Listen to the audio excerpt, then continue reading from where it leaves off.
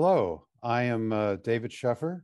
I'm the former U.S. Ambassador at Large for war crimes issues during the Clinton administration in the 1990s.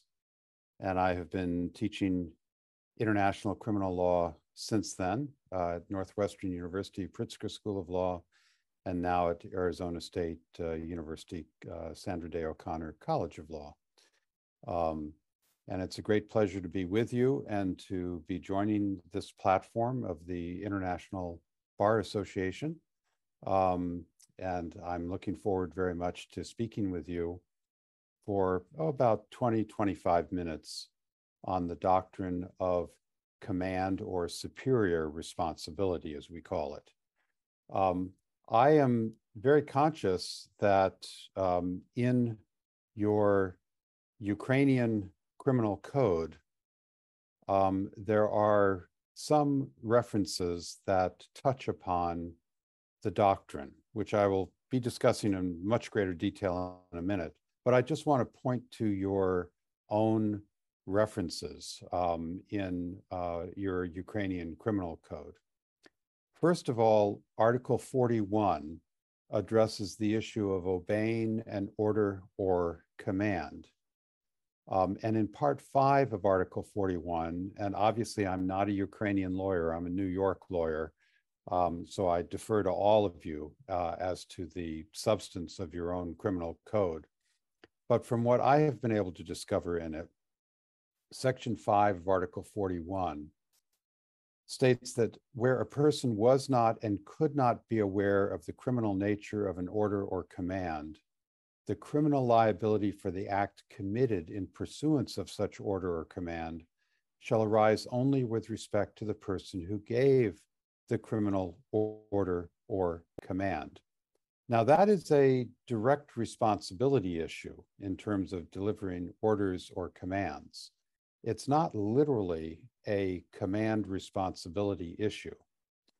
So let's go on to Article 426, which is much more relevant to the doctrine of command responsibility.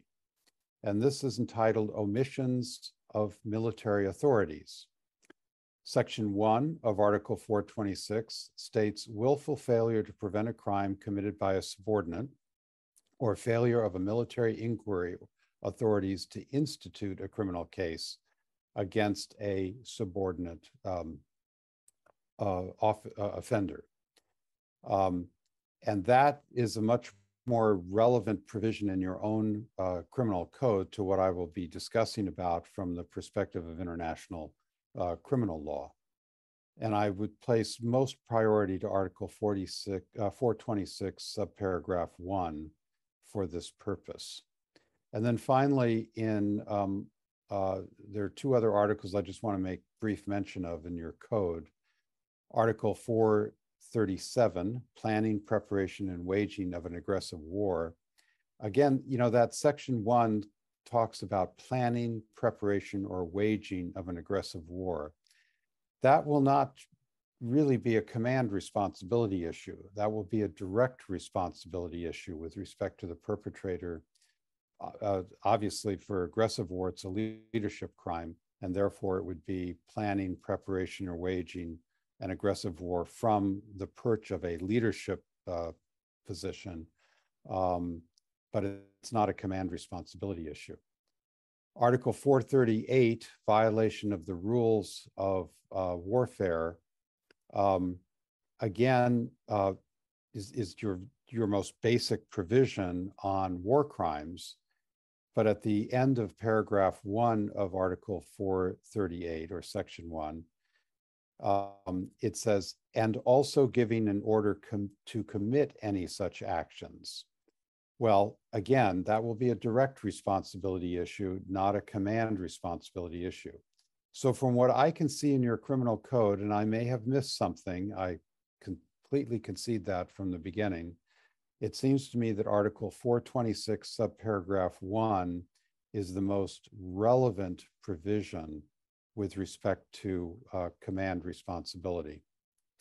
Now, let me, just with that backdrop of the Ukrainian criminal code, I want to talk about international criminal law now. with respect to the doctrine of command responsibility. And I think keep in mind the following, please, as I go through all of this. And that is that, as I've already sort of hinted at, the doctrine of command responsibility is one that is not prosecuted as much as direct responsibility, even for leaders. It is a very tough charge to prosecute and prevail upon before a panel of judges. There is a tremendous evidentiary weight that the prosecutor must bear when it comes to proving command responsibility, and we'll get into that. And also, so many of the crimes that I think are relevant in the, the situation in Ukraine, certainly since February of 2022,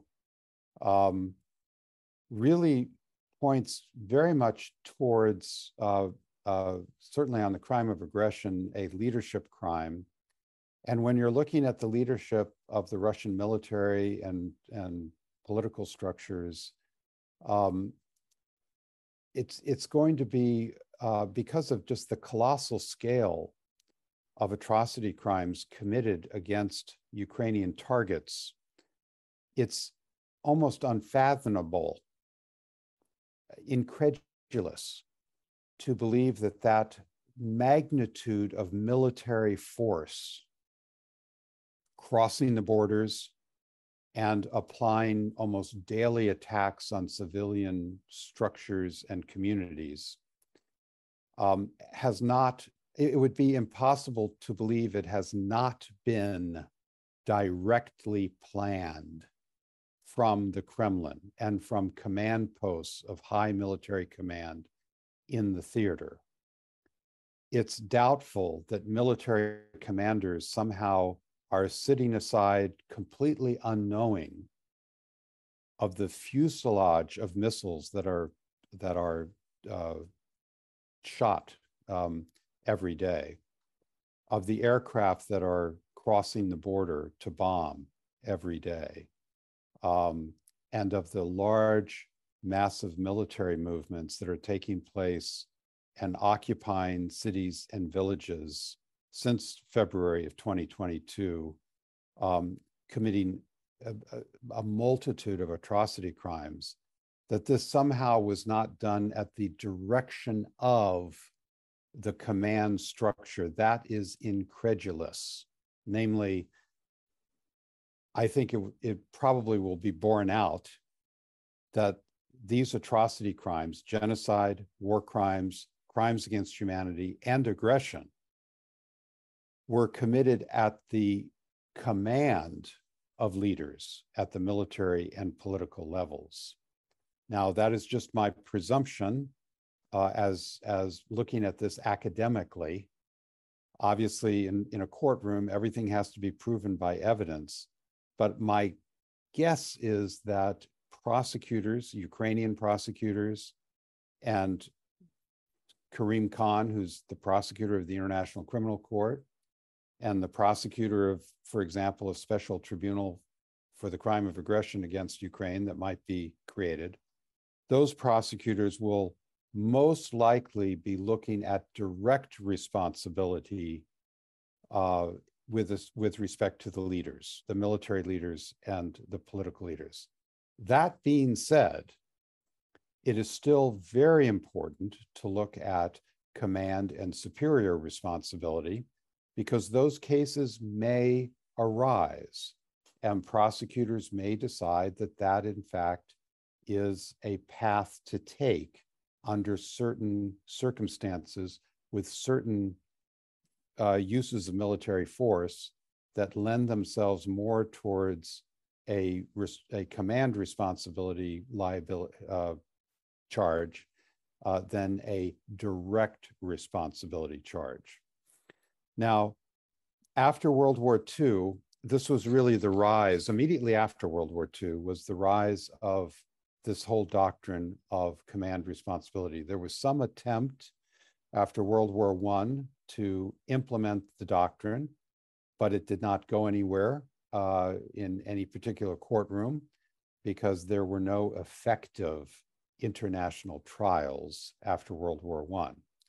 But we know that after World War II, there were trials, and the one that I don't want to bring out Nuremberg because it did not really play a role in the Nuremberg prosecutions. Rather, it was in the Pacific Theater where the most famous case took place, and that was the Yamashita case, the Japanese general who took command of Japanese forces in the Philippines for a 4 or 5 month period in 1944 and into early 45, I believe. And he was brought before the military tribunal set up in Tokyo after the war, where the United States was the military occupying power. And it was not a 4-power tribunal as Nuremberg was with, France, the United Kingdom, the United States, and the Soviet Union. Rather, in Tokyo, it was the United States. However, foreign judges were brought onto the panel. And in the Yamashita case, which was, before a U.S. military tribunal at that stage, a very strict form of command responsibility was prosecuted, almost to the extent of strict liability, namely that if Yamashita was the general, then his subordinates on the ground in the Philippines were responsible for, their own crimes, obviously. And though that responsibility was associated under practically a strict liability line of authority to General Yamashita.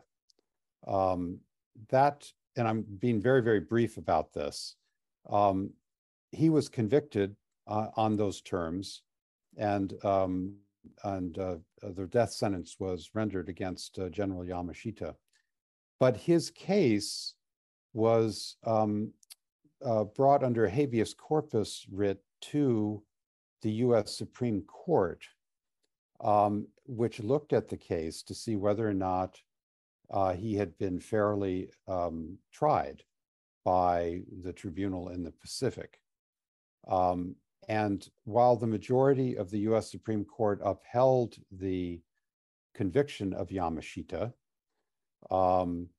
2 justices dissented, and Justice Murphy's dissent has a rather famous place in American judicial history, because he really took to task how brazen, how bold the tribunal in the Pacific, the U.S. tribunal was, the military tribunal was, in according practically strict liability to Yamashita, despite the evidence pointing in many, many other directions as to the fact that he was not knowledgeable of what his soldiers were actually doing in the Philippines at that particular period of time.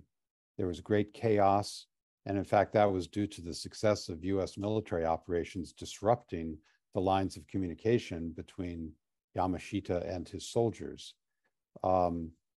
And also just the trial itself was found by Justice Murphy to have tremendous due process errors and failings. And he also went on to say, my goodness, if this is the way command responsibility is prosecuted, American generals and politicians of great leadership should look out in the future, because this is sort of a strict liability standard. Sort of can backfire on the United States and the U.S. military. Well, after the Yamashita decision and the judgment at the Supreme Court, frankly, there was a great clawing back on the sort of de facto strict liability standard. It began to be removed from the discussion and the adjudication to other standards for command responsibility immediately after that. In terms of other Japanese generals who were not so strictly subject to what was used in the Yamashita case, which was strongly criticized for its broad application. So then we have sort of a 40-year period from those trials to the 1990s and the creation of the Yugoslav War Crimes Tribunal, the Rwanda War Crimes Tribunal, 1993 and 1994, respectively, and then the Special Court for Sierra Leone, the Extraordinary Chambers in the Courts of Cambodia, and of course, the Permanent International Criminal Court. So the 1990s were a very, very active decade in this respect. And just prior to that, the additional Protocol 1 to the Geneva Conventions and Article 86.2 also addressed command responsibility in a more modern sense. But those principles were spelled out in Article 7, subparagraph 3 of the Yugoslav Tribunal Statute, Article 6, subparagraph 3 of the Rwanda Tribunal Statute, Article 29 of the Cambodia Tribunal Statute, and the Sierra Leone Statute also had a provision, and the Rome Statute of the International Criminal Court, which we'll look at in more detail in a few minutes, set forth this principle in Article 28. So I think you would want to bring those sources of law together to get a very good understanding of how this principle is articulated in modern war crimes tribunal statutes and guiding documents. And I also want to just mention a number of cases that, if you really want to study this issue and see how judges in the modern era have addressed it, first of all, you do want to read the Yamashita judgment as well as Justice Murphy's dissent in the US Supreme Court. This was after World War II. Those are very critical documents. And then from the Yugoslav Tribunal, you would want to read the judgment in the Celebici case, Celebici. It's also referred to as the Delalic case, Delalic. This is a major command responsibility judgment by the Yugoslav Tribunal, supplemented by their judgment in the Blaskic case, that's Blaskic, the Blaskic case. And then from the Rwanda Tribunal, you would want to read the Musima case, which is Musema, and the Bagalishima case, and that's Bagilishema. Those two judgments from the Rwanda Tribunal are very important ones, particularly on the issue of superior responsibility, which would be civilian responsibility cases. And then finally, from the International Criminal Court, you do want to see the final judgment of the appeals chamber in the Bemba case, Bemba, out of the Central African Republic situation before the International Criminal Court. Now, I would actually suggest, with respect to the Bemba case, that you read the trial chamber judgment, which did find him guilty on command responsibility grounds, Mr. Bemba, but the appeals chamber reversed that and acquitted Bemba on command responsibility. That became a very controversial judgment of the ICC. There are those who live by it and those who criticize it roundly. And you can find commentary on this, particularly in the American Journal of International Law for the Bemba case. but those are just key judgments. If you put all of those together and just studied them, you would have a very, very good grounding in understanding command responsibility. Now, I'm going to summarize some of these points. And sometimes I'll say command responsibility, and sometimes I'll say superior responsibility.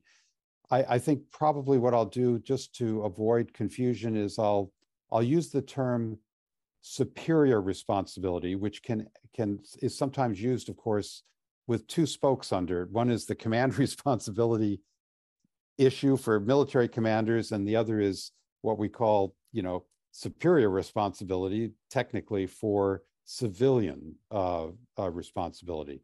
But terminology sometimes in international criminal law is a challenge. And if I want to distinguish between military and civilian, I will do so in my comments. The concept of superior responsibility is now well accepted by international case law. There are frequent affirmations that its principles form part of customary international law. So the nature of the elements of superior responsibility are well established under customary international law. And the Yugoslav Tribunal, particularly in the Celibici case, confirmed that in 1998. Now, under the doctrine, a commander is not held accountable for the crimes of his subordinates as an accomplice, but for dereliction of duty, that is, for his own conduct, consisting of a failure to perform an act required under customary international law. In other words, this is an act of omission. International law imposes an affirmative duty on commanders to prevent or repress crimes by subordinates. Therefore, commanders do not share the same responsibility as subordinates who have committed the crimes. They are responsible for breach of their duty of supervision, i.e., the commanders are, when they fail to prevent the crimes or to punish the perpetrators. This clarification is of fundamental importance for distinguishing command responsibility from the forms of direct criminal responsibility under customary international law, and to identify the specific requirements of command responsibility, which are all derived from this basic conception.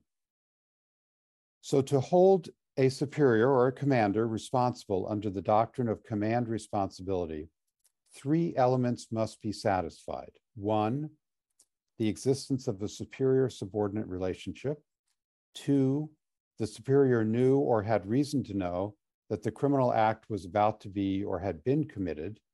And three, the superior failed to take the necessary and reasonable measures to prevent the criminal act or to punish the perpetrators thereof.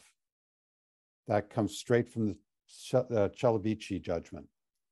A fourth requirement, more precisely a preliminary requirement, has arguably appeared so obvious that it hardly needed to be explicitly addressed by the ad hoc tribunals, namely, the fact that international crimes have been committed by subordinates of the accused. In other words, to go after the commander, frankly, the crime needs to have been committed at the subordinate level, not speculated about, but committed.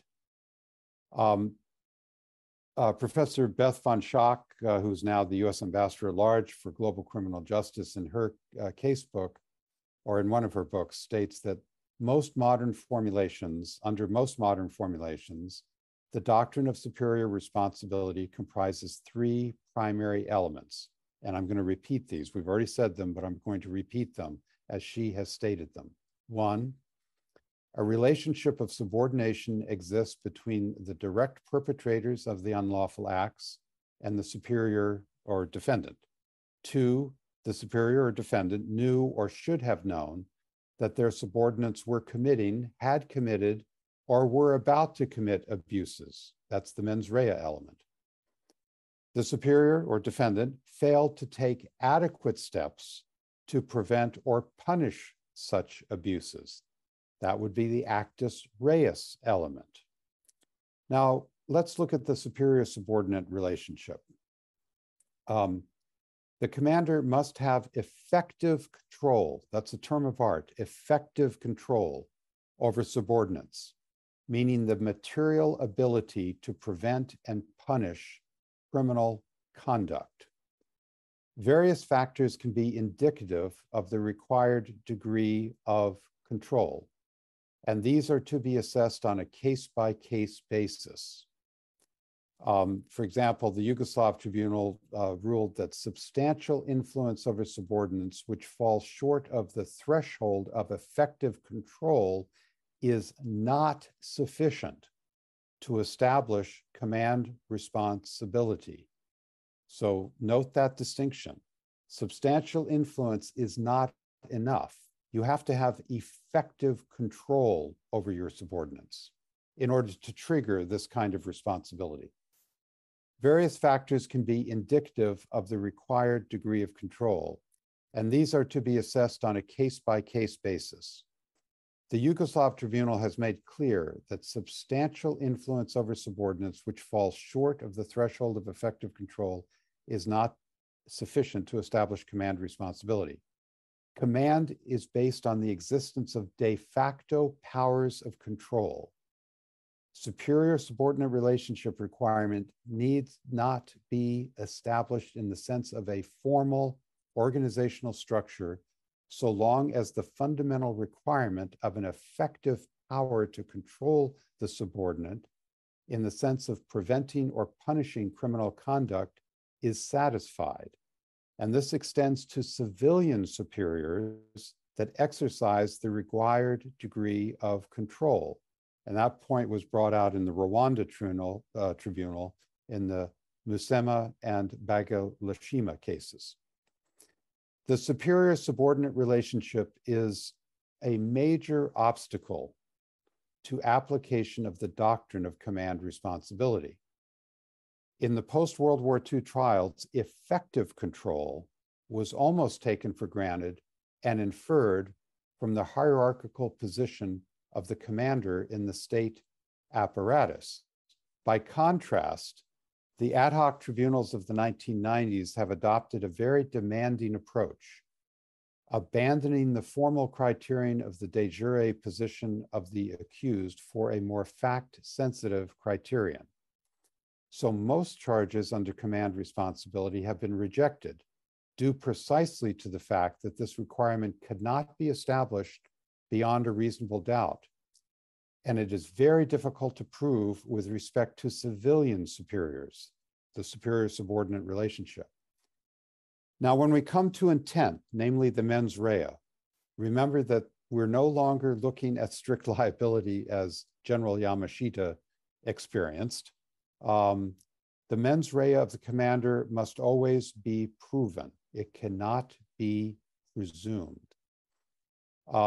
And one gets at that by, did they have actual knowledge that their subordinates were committing or were about to commit international crimes? Or two, did they have in their possession information of a nature which would at least put them on notice of the risk of such offenses by indicating the need for additional investigation in order to ascertain whether such crimes were committed or were about to be committed by their subordinates?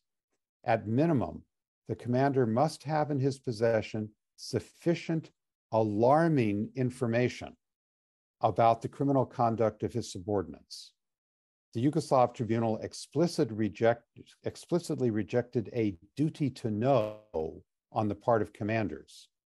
Command responsibility can be assessed only by reference to the information available to the commanders in question. They are not liable for having failed to acquire such information. So negligence is not a basis of liability in the context of command responsibility. That was borne out in the Blaskic case. Further, the assessment of commanders' mens rea depends on the specific circumstances of each case and cannot be inferred merely from the general context surrounding the commission of international crimes. The post-World War II trials were criticized for having adopted an excessively broad interpretation of the mens rea requirement necessary to hold commanders criminally responsible under international law. But the tribunals of the 1990s have now made plain that the mens rea of commanders cannot be either presumed or inferred from their status alone. This rigorous approach toward command responsibility guarantees a strict adherence to the basic principles of individual criminal responsibility. Then we come to the failure to prevent or punish, the actus reus. The proof of a commander's failure to take the necessary and reasonable measures to prevent or repress the crimes of his subordinates is key. It's solidly linked to superior-subordinate relationship. A commander can only be held responsible for failing to take such measures as are within his powers. These measures vary from case to case, and no general standard can be formulated in the abstract. The failure to perform one of the three duties, the duty to prevent crimes, the duty to repress them, and the duty to submit the matter to competent authorities for investigation and prosecution, each constitute a distinct violation and therefore a basis for a separate criminal charge. In the Bemba case, for example, a failure to prevent crimes which the commander knew or should have known about cannot be cured by fulfilling the duty to repress or submit the matter to the competent authorities. So you are responsible as a commander to check all of those boxes, and if you don't check one of them, but you check two of the others, you can still be liable for the one that you did not check off on. Now, regarding the command responsibility for military officials, that is a duty to prevent that may be assessed in a light of number of factors, including ensuring that the commander's forces are adequately trained in international humanitarian law, securing reports that military actions were carried out in accordance with international law, issuing orders aiming to bring the relevant practices into accord with the rules of law, and taking disciplinary measures to prevent the commission of atrocities by the troops under the superior's command. The duty to repress involves stopping ongoing crimes as well as punishing those that have been committed. The commander may respect the duty to punish either by imposing measures directly or by referring the case to the appropriate authorities. The identification of what constitutes necessary and reasonable measures is to be made in light of what is within the material possibility of the commander, bearing in mind that the superior's degree of effective control over his forces at the time his duty arises is critical. This suggests that what constitutes a reasonable and necessary measure will be assessed on the basis of the commander's de jure power, as well as his de facto ability to take such measures. And that comes directly from the Bemba judgment of the appeals chamber. So it's not a frequently successful charge or even brought. For example, at the International Criminal Court, neither al-Bashir of Sudan nor Kenyatta of Kenya were charged under command responsibility. Rather, they were charged as indirect co-perpetrators. At the Yugoslav tribunal, there's no charge regarding a subordinate action if the action occurred before the individual assumed command over that subordinate. That was one of the holdings in its cases. Command responsibility is firmly grounded on the duty of supervision, and it only applies in cases where there is a failure to exercise such a duty, which means you have to have that superior-subordinate relationship for it to exist. Second, the Yugoslav tribunal has consistently held no causal link is required under the doctrine of command responsibility. To require a causal link between the crime committed by the subordinate and the commander's failure to punish or to prevent or punish would run counter to the very nature of command responsibility. Indeed, to require an involvement on the part of the commander in the perpetration of the crime would practically blur the distinction between direct responsibility and command responsibility. And the ad hoc tribunals have insisted on this distinction. In particular, ordering that international crimes be carried out is undoubtedly one of the most appropriate forms of direct liability for commanders. Contrary to command responsibility, ordering only requires the accused to be in a position of authority with respect to perpetrators. There's no superior subordinate relationship between the accused and the perpetrators that needs to be demonstrated. More generally, it is the superior subordinate relationship coupled with the absence of any direct contribution to the perpetration of international crimes that distinguishes command responsibility from the forms of direct responsibility. When the accused can be convicted for the same facts under both direct responsibility and command responsibility, the former must be preferred, in other words, direct responsibility. The abuse of the command position can be considered as an aggravating factor in the sentencing, and the Blaskich case pointed that out. And the ad hoc tribunals have generally shown a clear preference for direct liability as opposed to command responsibility, just as has the International Criminal Court. Now, I want to point out very quickly Article 28 of the Rome Statute, because this was a very tightly negotiated provision of Article 28. And it, as I recall, having been one of the negotiators, we drew a lot from NATO practice with respect to how this was spelled out, namely that there is a distinction where it is a military commander or a person acting effectively as a military commander. That responsibility lies within the jurisdiction of the court when committed by forces under his or her effective command and control or effective authority and control, as the case may be, as a result of his or her failure to exercise control properly over such forces, where that military commander or person either knew or, owing to the circumstances at the time, should have known that the forces were committing or about to commit such crimes, and that military commander or person failed to take all necessary and reasonable measures with his power or her power to prevent or repress their commission and to submit the matter to competent authorities for investigation or prosecution. But in the second part, where one is talking about superior responsibility, namely of civilians, there's a slight distinction. Yes, there still has to be effective authority and control over those subordinates of the civilian, and that has to be shown. But the superior must either have new or consciously disregarded information which clearly indicated that the subordinates were committing or about to commit such crimes. So you see the distinction. A military commander either knew or, owing to the circumstances that at the time, should have known.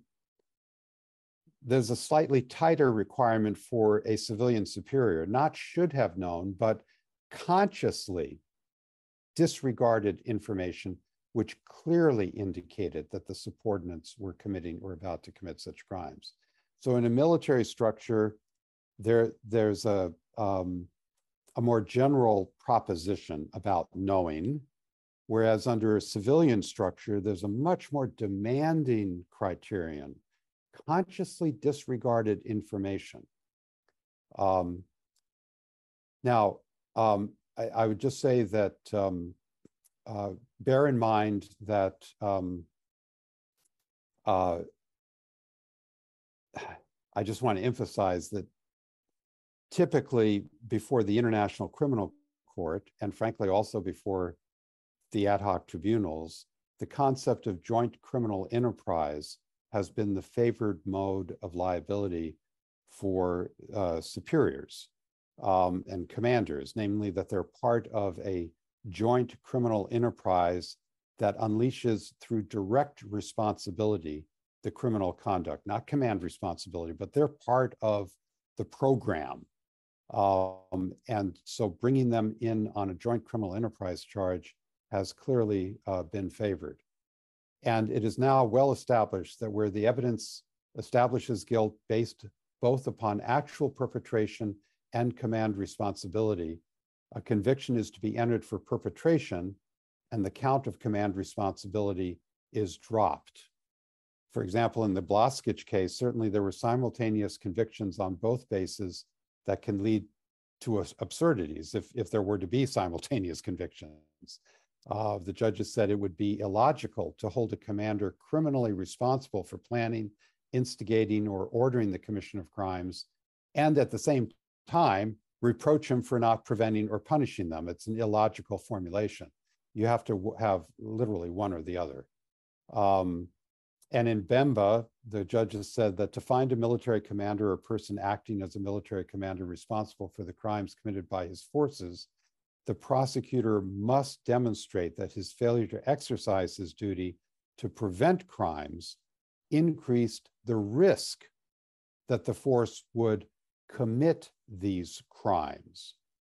And that's a fairly high standard. The failure to prevent increased the risk that the force would commit these crimes. And also in the Bemba case, stating about the intent of the military commander, actual knowledge cannot be presumed, but rather must be established through evidence, as has been the case before the ad hoc tribunals.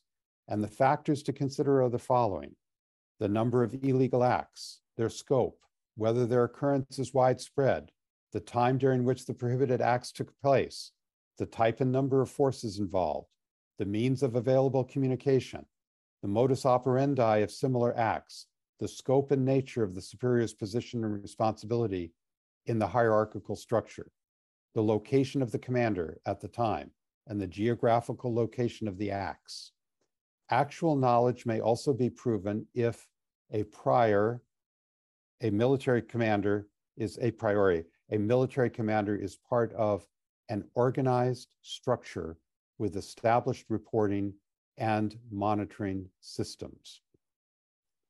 And I will just finally emphasize that you do need to set genocide aside, because that has very specific intent requirements. That the commander, it must be demonstrated that the commander had very specific intent to eliminate in whole or in part a racial, national, ethnic, or religious group. And so there's that additional specific intent requirement that must be brought to bear. But it can be done. For example, in the Bagosora case before the Rwanda Tribunal, genocide was based exclusively upon the superior responsibility of Bagosora. And in practice, to the extent the judges accept a state policy requirement for genocide, a scenario whereby the subordinates of a negligent commander commit genocide without his or her real knowledge is completely implausible, was the ruling in Bagosora. In other words, if there is a state policy for genocide, it's very difficult for the commanders, the political leaders or the military commanders, to not be shown to have specific intent, because they are implementing the state policy in the field with their subordinates. So it is a slightly different calculation. Now, I think I have gone over time, but those are the basic principles on command responsibility that I wanted to bring to your attention. And I'm very grateful for this opportunity and look forward to further interchanges through the International Bar Association with our friends in Ukraine. Thank you very much.